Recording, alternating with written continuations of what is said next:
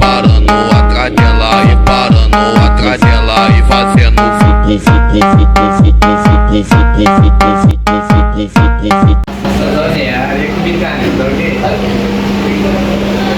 म नयाँ स्टेपले सिकाइदिन्छु ल नयाँ स्टेपले यसको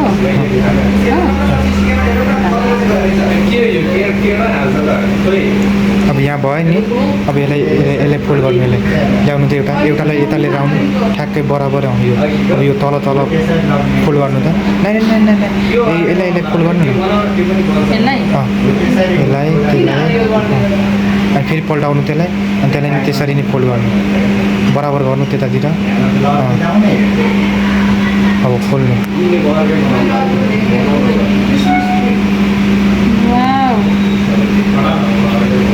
Take it easy. Oh my god, you are so intelligent.